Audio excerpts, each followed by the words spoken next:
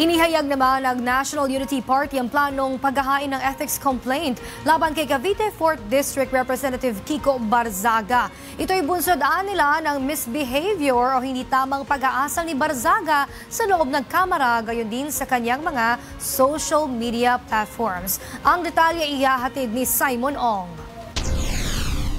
Oh, no, I mean, again, no, he's still a congressman. We respect his being a congressman. I hope he will respect our filing this complaint because we have issues about his behavior. Yan ang mariing iginiit ni House Deputy Speaker at National Unity Party Chairperson Ronaldo Puno sa nangyaring press conference kahapon. Ayon kasi kay Representative Puno, ilang misbehavior o hindi tamang pag-aasal ang ginagawa ni Barzaga sa loob ng Kamara. Kahit na sa mga post nito sa kanyang social media platforms. Isang halimbawa na lang ay ang pagkanta ni Barzaga habang isinasagawa ang sesyon sa mababang kapulungan.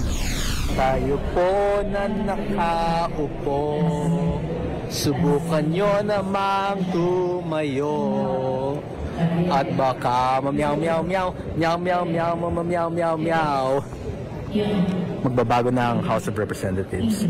We will bring justice into this corrupt system. Pumasok si Barzaga sa opisina ni House Majority Leader Representative Sandro Marcos at nagdeklarang nais niya maging House Speaker. Pumasok siya sa opisina ng Majority Leader. Sinara niya yung pintuan, tapos sabi niya, everybody sit down. No? I want to tell you about my plans for what to do with Congress, sabi niya. I'm running for Speaker, sabi niya. No? Tapos lumapit siya sa sabi niya, ikaw, sabi niya, if you will join me, I will make you Deputy Speaker. Ganun ang mga salita-salita niya. Ayon pa kay Puno, pagpasok ni Barzaga sa plenaryo'y nangampan niya siya bilang Speaker at sinabing idedeklara niyang bakante ang lahat ng upuan sa Kamara. Kabilang din sa mga dahilan ay ang umano'y malalaswang post nito sa kanyang social media platforms. Naanilay hindi kilos ng isang congressman, pagdidisplay ng karangyaan. Gayon din ang mga post nitong nakasisiraan nila hindi lang sa kanyang pamilya kundi pati na rin sa pamahalaan. Ginagawa namin dito is just an effort in the correct direction.